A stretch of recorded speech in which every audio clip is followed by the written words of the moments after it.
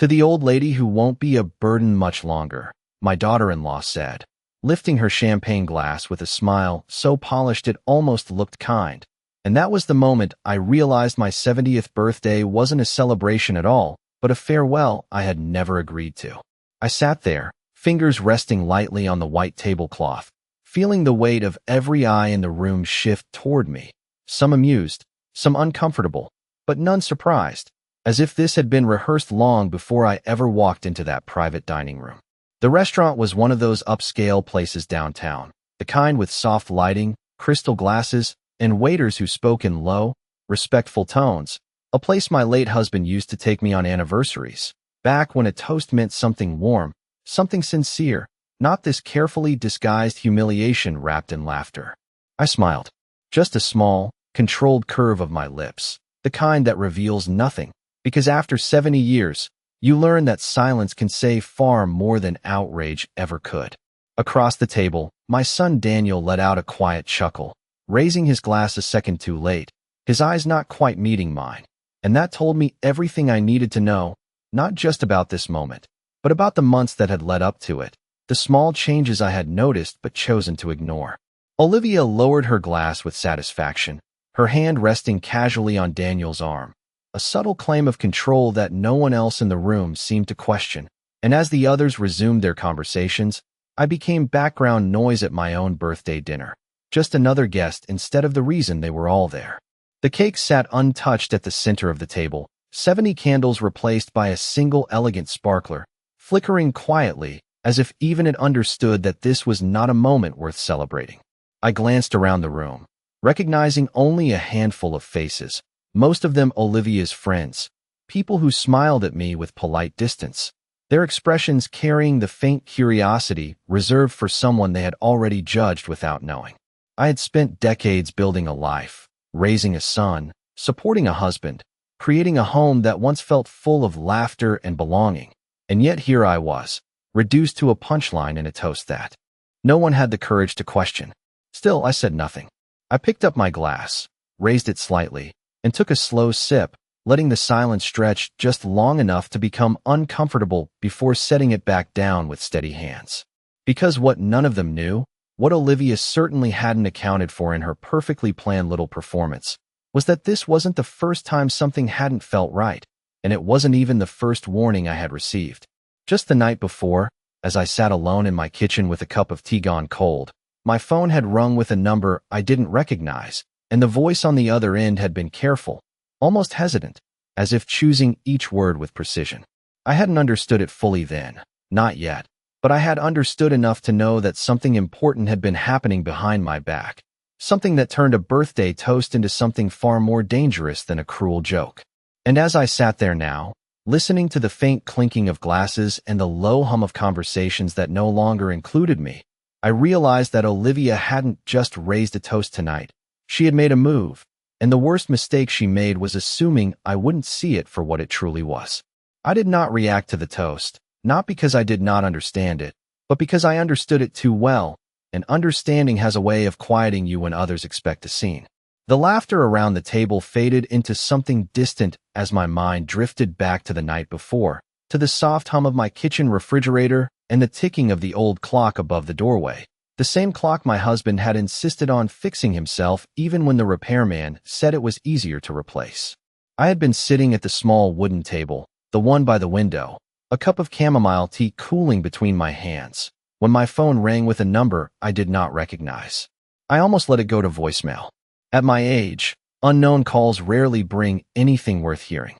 But something made me answer, perhaps habit, perhaps instinct, or perhaps the quiet feeling that had been growing in me for weeks, the sense that pieces of my life were being moved without my permission. The voice on the other end was calm, professional, and careful, the kind of voice that belongs to someone used to delivering information that changes things. He introduced himself as Mr. Carter, a financial advisor who had once worked with my late husband, and for a moment I felt a flicker of warmth at hearing a name from that part of my life, a time when decisions were shared, when I was not sitting alone wondering why my own son had begun to speak to me like a distant relative. But that warmth faded quickly as he continued. choosing his words with a precision that made each sentence feel heavier than the last. He asked if I had recently authorized any changes to my property records, if I had signed any new documents, if I was aware of any plans involving the transfer of ownership of my home. I remember staring at the table as he spoke, tracing the faint scratches in the wood, each mark a reminder of years lived, birthdays celebrated, dinners shared, a life built piece by piece. And I remember the exact moment my hand stopped moving because I realized what he was really asking. No, I told him, my voice steady even though something inside me had begun to shift. No, I had not signed anything. No, I had not agreed to any changes. There was a pause on the line, just long enough to confirm what neither of us wanted to say out loud. He explained that there had been inquiries, that certain documents had been prepared, that someone had been moving forward with plans that required my consent, but had not yet secured it. He did not accuse anyone directly, but he did not need to. I knew, or at least I knew enough. After we ended the call, I sat there for a long time, the tea untouched, the house quiet in a way that felt different from loneliness, heavier, like the silence that settles in just before a storm. I thought about Daniel, about the way he had avoided my calls lately, about the way Olivia had started speaking for him during our conversations, answering questions that were not hers to answer, making decisions that were not hers to make. I thought about the brochures she had casually left on my kitchen counter just a week earlier, glossy pages filled with smiling. Seniors and sunlit rooms, places she had described as comfortable, convenient, better suited for someone my age. I had smiled then too, thanked her for thinking of me, and set them aside, telling myself she meant well. But sitting there that night, with the echo of Mr. Carter's voice still lingering in my mind, I began to understand that nothing about it had been casual. It had been preparation. Careful, deliberate preparation. And now, as I sat at my own birthday dinner listening to the faint clinking of glasses and the polite murmur of conversations that circled around me instead of including me, I realized that the toast had not been a joke. It had been a signal, a way of testing how far they could go, how much I would tolerate, how easily I could be moved aside. I folded my hands in my lap, feeling the steady rhythm of my heartbeat beneath my fingertips, and for the first time since my husband passed, I did not feel small or uncertain. I felt clear, because whatever they had planned, whatever documents they had prepared, whatever future they had imagined for me without asking, they had made one very simple mistake. They had assumed I was no longer paying attention. The rest of the dinner continued as if nothing had happened, as if a single sentence had not quietly shifted the ground beneath my feet, and I watched them all carefully now, not with hurt, but with a kind of calm attention that comes when you finally understand the game you have been placed inside. Olivia leaned into her role effortlessly, laughing at the right moments, directing the waitstaff with subtle gestures, making sure every detail reflected her taste, her control, her version of what this evening was meant to be, and Daniel followed her lead in small, almost invisible ways, nodding when she spoke, echoing her opinions, avoiding anything that might disrupt the smooth surface she had created. It was not sudden, I realized, not something that had begun with that toast, or even in the past few weeks. It had been building slowly, piece by piece, until I had become a guest in decisions that once belonged to me. I remembered a Sunday afternoon not long ago when Daniel had come by to help with a few things around the house, though he spent most of the time on his phone while Olivia walked from room to room, her eyes moving over the furniture, the walls, the windows, as if she were assessing something rather than visiting. She had paused in the living room, running her fingers lightly along the edge of the mantel where my husband used to place fresh flowers every spring, and she had smiled in that same polite way she used tonight, telling me that the house was a lot to manage at your age, that perhaps something smaller, something more convenient, would make life easier for me. I had nodded then, not because I agreed, but because I had not yet learned to question the intention behind her words. There had been other moments too, small enough to dismiss on their own, but together forming a pattern that now felt impossible to ignore, like the time Daniel had asked about my bank accounts under the pretense of helping me organize things, or when Olivia had suggested introducing me to a financial planner she knew, insisting it would give me peace of mind, her tone warm but her eyes sharp with something else entirely. I had told myself they were being thoughtful, that this was what families did. They looked out for each other, they planned ahead, They made sure everything was in order, especially after a loss. But sitting here now, watching the way Olivia guided the conversation away from me, whenever someone asked a direct question, I understood that it had never been about helping. It had been about positioning. A quiet, steady repositioning of control that I had mistaken for care. The waiter approached with the main course, placing the plates with careful precision, and Olivia immediately took over, commenting on the presentation, suggesting who should try what, turning the moment into something that revolved around her again, and I let it happen, just as I had let so many other things happen, not out of weakness, but because I had not yet seen the full picture. Daniel finally looked at me then, just for a second, his expression uncertain, as if he sensed something had shifted but could not name it, and I held his gaze long enough to let him feel it, that quiet awareness, that subtle change in balance, before he looked away again, retreating back into the comfort of what he already believed to be true. They thought this evening was a step forward in their plan, a gentle push toward a future they had already decided for me. But as I sat there, listening to the soft clink of silverware and the low murmur of voices that no longer held any weight over me, I realized something they had not considered. Plans only work when all parties remain unaware, and I was no longer unaware. By the time dessert arrived, I had already made my decision, not in a dramatic way, not with any outward sign that something had shifted, but in the quiet, deliberate way that comes from years of learning when to act and when to wait. And as the small plate was set in front of me, a neatly arranged slice of cake I had not chosen in a restaurant I had not picked, I realized how many decisions had been made for me lately without ever asking what I wanted. Olivia was speaking again, her voice light and pleasant, telling a story about a couple she knew who had moved into a senior living community and how wonderful it had been for them, how easy, how social, how freeing. And I noticed the way she glanced at the others as she spoke, measuring their reactions, guiding the conversation toward a conclusion she had already decided. Daniel nodded along, adding small comments that sounded rehearsed, as if they had discussed this before, as if this was not a casual topic but part of something structured, something planned. I took a small bite of the cake, letting the sweetness sit on my tongue without tasting it. And I thought about the house, my house, the one Daniel grew up in, the one my husband and I had spent years paying off, repairing, filling with memories that no one at this table seemed to value anymore. I remembered the call from Mr. Carter again, the careful way he had described the situation without naming names, and I realized that whatever they were attempting, it had not yet been completed, which meant there was still time. Olivia leaned slightly forward, her tone shifting just enough to sound more personal, more concerned, as she asked if I had thought any more about downsizing, about finding a place that would better suit my needs now that I was older. And there it was again, not a suggestion, but a direction, a path they expected me to follow without resistance. I set my fork down gently and looked at her, really looked at her, not as the woman my son had married, not as family, but as someone who had been studying me just as carefully, waiting for the right moment to move forward. I have been thinking about a lot of things, I said, my voice calm, steady, giving nothing away, and for the first time that evening, she hesitated, just for a fraction of a second, as if she had expected something softer, something easier to manage. Daniel glanced between us, his expression uncertain, and I could see the faint crease forming between his brows, the beginning of a question he was not yet ready to ask. The conversation shifted again after that, moving on to safer topics, but the tone had changed, something subtle but undeniable, like a current running just beneath the surface that only a few of us could feel.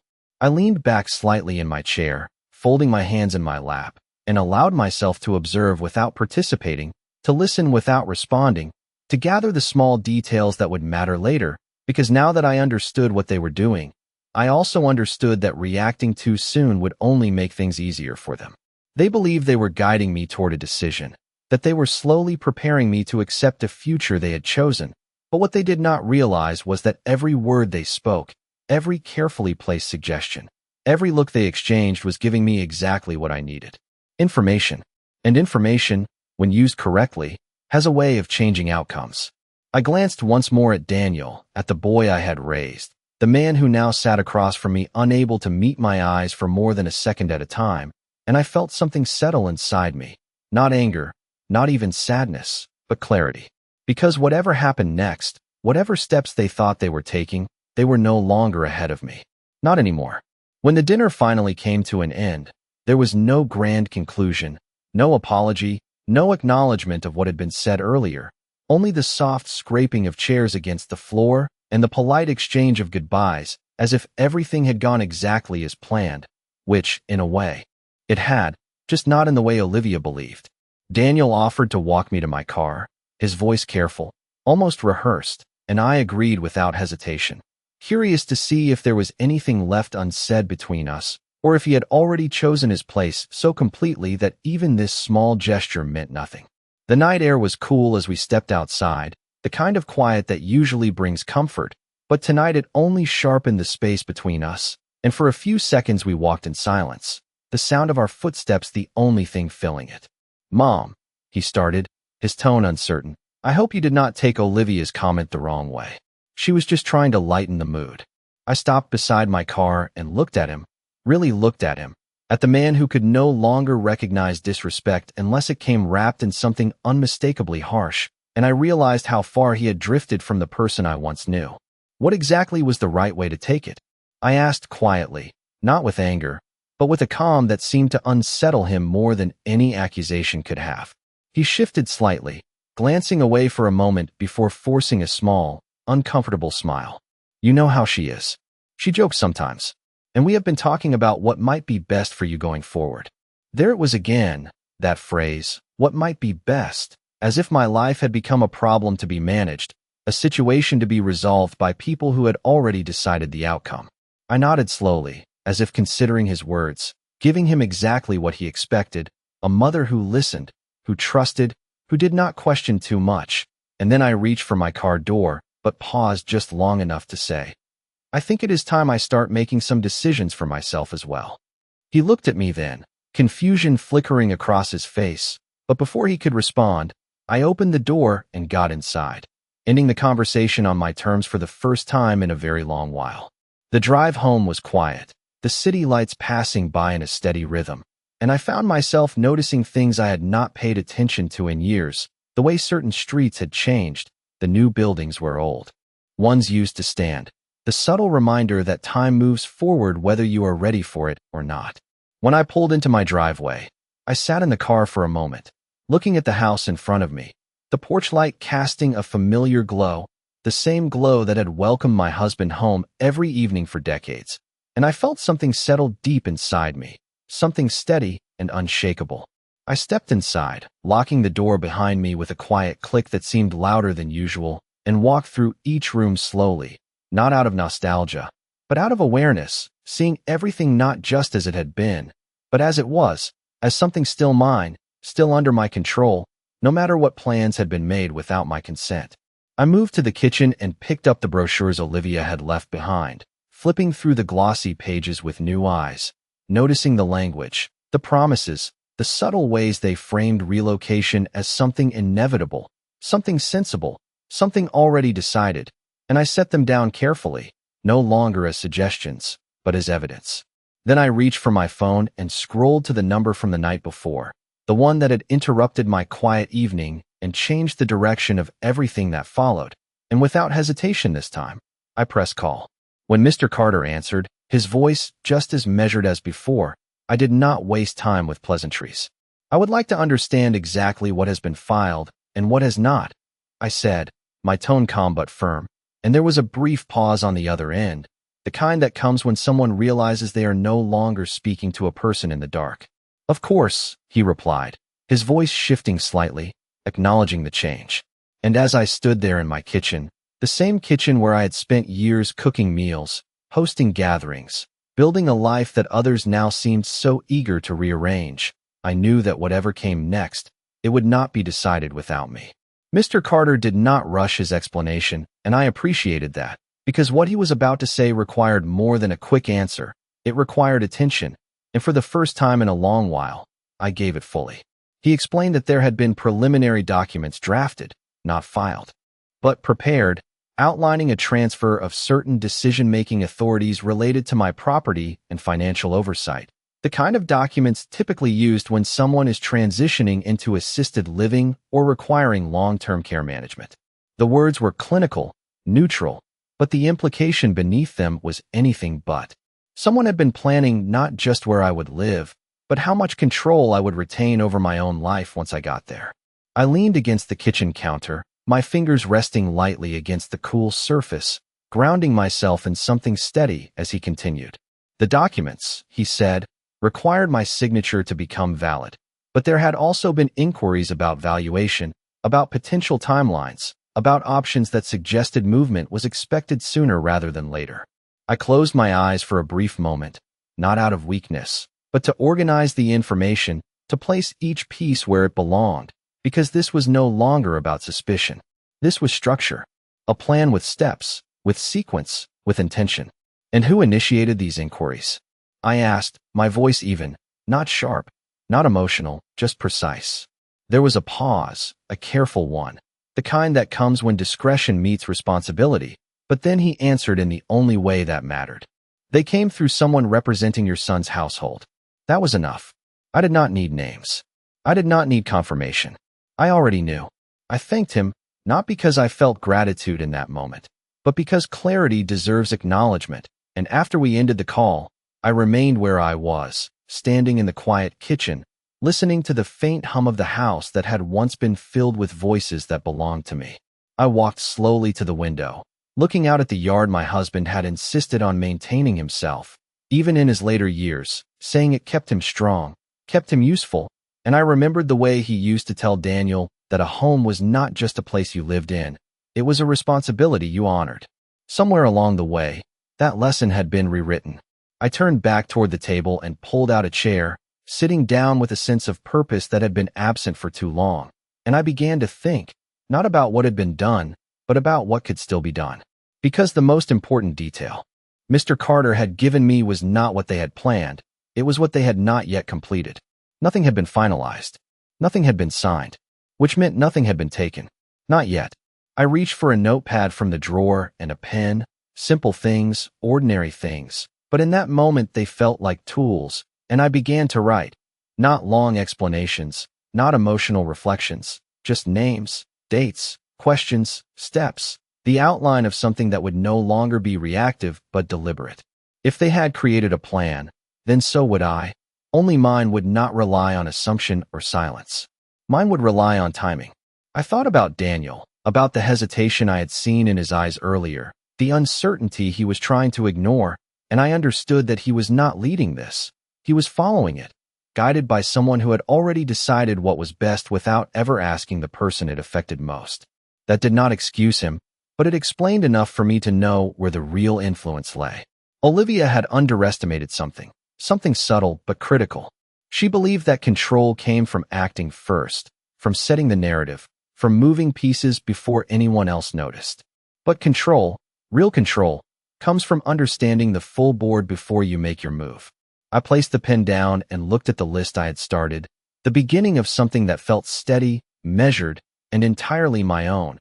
And for the first time since that toast had been raised, I allowed myself a small, private acknowledgement of what was happening. They thought they were preparing my exit. What they did not realize was that they had just given me every reason to stay exactly where I was, and every advantage I needed to decide what happened next. The next morning did not feel different, and that was exactly why I knew everything had changed, because real shifts in life rarely arrive with noise. They settle quietly, almost politely, waiting for you to either notice them or continue as if nothing has happened, and for the first time in a long while, I chose to notice. I woke up at the same time I always did, just after 6, the early light slipping through the curtains in thin, pale lines, and I followed the same routine I had built over years, making coffee, opening the back door to let in the cool air, standing for a moment on the threshold of the yard that had once been my husband's pride. But there was something different in the way I moved, not slower, not heavier, but more deliberate, as if each action carried a purpose instead of simply filling time. I carried my coffee to the table and sat down with the notepad I had started the night before, reading over the few lines I had written, names, questions, possibilities, and I added to it. Not rushing, not guessing, just building something steady, something grounded in facts rather than assumptions. The first step was simple. Understand everything. Not just what had been attempted, but what could still be attempted. I picked up my phone and called the bank, speaking with a representative who confirmed that no recent changes had been authorized on my accounts, that everything remained exactly as it had been, and I listened carefully, asking questions in a tone that did not invite concern, only clarity. When the call ended, I checked the documents I already had, the original deed to the house, the records my husband had kept so carefully, everything organized in the way he believed important things should be, and I felt a quiet sense of gratitude for the habits he had left behind, habits that now made it easier to see what had not been altered. By mid-morning, I was no longer reacting to what had happened. I was preparing for what would come next, and preparation, I had learned, is not loud. It does not announce itself. It simply ensures that when the moment arrives, you are not the one caught off guard. Around 10, my phone rang again, and this time it was Daniel. I let it ring once, twice, 3 times before answering, not out of hesitation, but because timing matters, even in small things. "Good morning, Mom," he said, his voice carrying that same careful tone from the night before, as if he was testing the ground between us. "I wanted to check in, make sure you got home okay." I smiled slightly, though he could not see it. "I did," I replied, my voice even, calm, unchanged, and there was a pause, just long enough for him to wonder if I would say more, if I would bring up the dinner, the toast, the conversation he clearly knew had not gone unnoticed. But I did not. Not yet. He shifted the topic quickly, asking if I had thought more about what Olivia had mentioned, about making things easier for myself, about planning ahead, and I listened without interrupting, letting him finish, letting him believe he was guiding the conversation. "I have been thinking," I said finally, repeating the same words I had used the night before, but this time with a certainty he could not quite place. "And I agree that it is time to take a closer look at everything." He sounded relieved at that, too quickly, too easily, and I could almost hear Olivia's influence in the background, the expectation that I would come around, that I would accept what had already been decided. "That is good," he said, his tone softening. "We just want what is best for you." I nodded, though again, he could not see it. "Of course you do," I replied, and I let the words sit there, neutral on the surface, but carrying a meaning he did not yet understand. After we ended the call, I placed the phone down carefully and looked at the list in front of me again, adding one more line, not a question this time, but a statement. Wait for the right moment. Because whatever they believed was happening, whatever timeline they had created, I was no longer moving along with it. I was watching it. And when you are watching carefully enough, you begin to see not just what people are doing, but when they are expecting you to respond. That is when you choose not to. 3 days later, Olivia invited me to lunch, and the invitation itself told me everything I needed to know, because she had never once suggested we spend time alone before, not without Daniel present, not without a reason that benefited her in some visible way, and yet now there it was, carefully worded, polite, almost warm, as if she were extending an olive branch instead of positioning herself for the next step in a plan already set in motion. I agreed without hesitation, because this was the moment I had been waiting for, not the final one, but an important one, a point where intentions begin to reveal themselves more clearly when given the right space. The restaurant she chose was bright and modern, filled with soft music and the low hum of midday conversations, the kind of place designed to feel relaxed while still maintaining a sense of quiet control. And as I walked in, I saw her already seated, perfectly composed, her posture straight, her expression welcoming in a way that would have convinced anyone who did not know her as well as I now did. "You look wonderful," she said as I approached, standing just long enough to give the impression of respect before sitting back down, her eyes studying me with that same careful attention I had begun to recognize. "Thank you," I replied simply, taking my seat across from her, placing my handbag beside me, and folding my hands in my lap, the same calm position I had held at dinner, the same stillness that made people underestimate what was happening beneath it.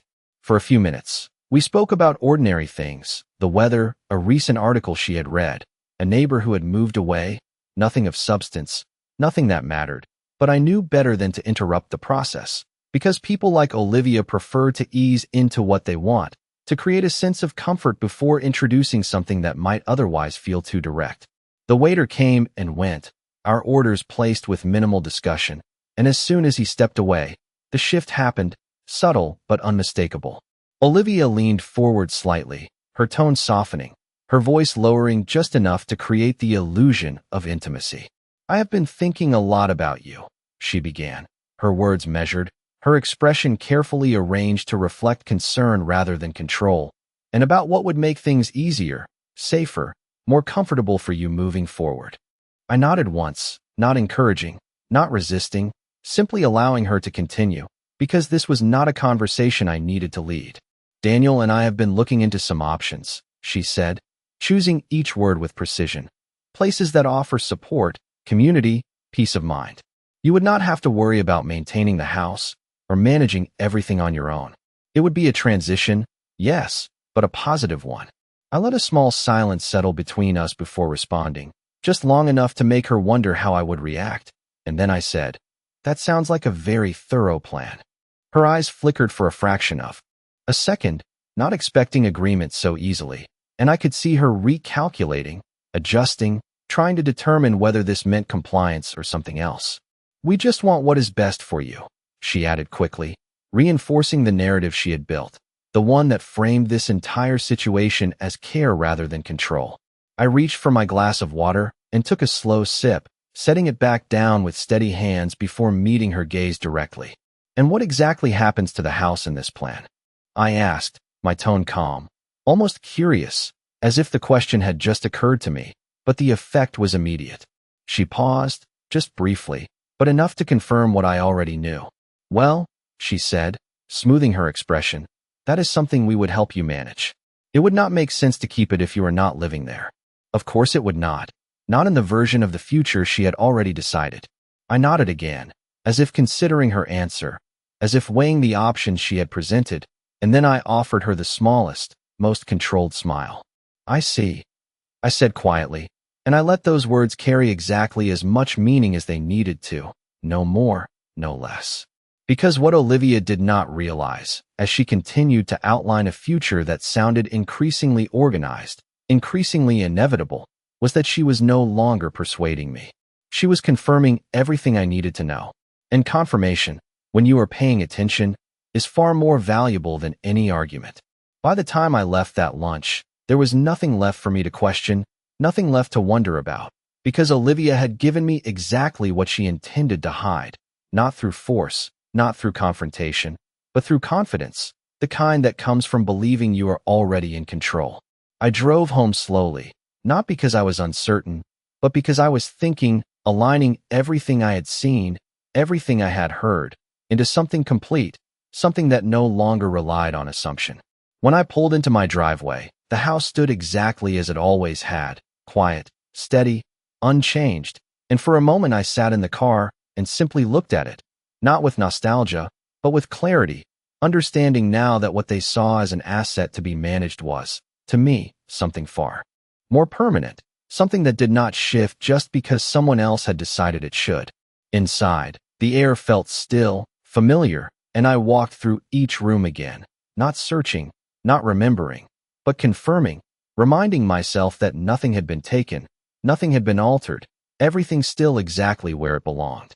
I moved to the dining room and pulled out a chair, sitting down with the same quiet purpose I had felt days earlier, and I reached for the folder I had prepared that morning after speaking with Mr. Carter again. This time, the conversation had been different, more direct, because I had asked the questions that mattered and received the answers that confirmed what I already knew. Nothing had been finalized. No documents had been signed. No authority had been transferred. Everything they had planned still depended on one thing they did not have: me.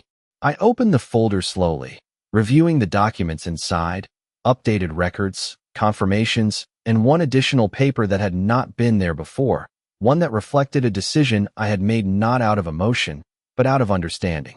I had spent the morning with Mr. Carter arranging everything properly, ensuring that my property, my accounts, my decisions would remain exactly where they belonged, under my control, with protections in place that did not rely on trust alone, but on structure, on clarity, on the kind of preparation that leaves no room for assumption. I closed the folder and placed it neatly back on the table, not with urgency, not with tension, but with finality, because this was no longer something in progress. It was done. Later that evening, my phone rang again, and this time it was Olivia. I let it ring once before answering, my voice calm, unchanged. "I was just checking in," she said, her tone light, almost cheerful, "to see if you had thought more about what we discussed." I leaned back slightly in my chair, looking out toward the window where the last light of the day was fading, and I allowed a small pause to settle before responding. "I have," I said, my voice steady, clear, leaving no room for misunderstanding, and I could almost feel her attention sharpen on the other end of the line. "And I have decided to take care of everything myself." There was silence, brief but unmistakable, the kind that follows when something does not go according to expectation. "Oh," she replied, recovering quickly, her tone adjusting, searching for a new approach. "We were only trying to help." I nodded slightly, though she could not see it. "I am sure you were," I said, and I let the words sit exactly where they needed to, neutral on the surface, but carrying a weight she could not quite challenge. "But I have already made the necessary arrangements." Another pause followed, longer this time, and I knew she was recalculating, trying to understand what had changed, what she had missed, where the control had shifted without her noticing. "What kind of arrangements?" she asked carefully, and I allowed myself the smallest hint of a smile, not out of satisfaction, but out of certainty. "The kind that ensures I will not be going anywhere I have not chosen myself," I replied, my voice calm, unshaken, and I did not elaborate, because I did not need to. Silence filled the space between us again, heavier now, no longer polite, no longer controlled, and after a moment, she ended the call with a brief, measured goodbye. I set the phone down and remained where I was, the house quiet around me, the same steady presence it had always been, and I realized that nothing about my life had been taken from me, not because they had not tried, but because I had finally chosen to see what they were doing before it was too late. I stood up slowly and walked toward the front door, turning off the light behind me, and as I looked out into the evening, I felt something settle into place, not relief, not victory, but something quieter, something stronger. They had raised a glass and made their plan sound inevitable, but they had forgotten one simple thing. I was still here, and I was the one who decided what happened next.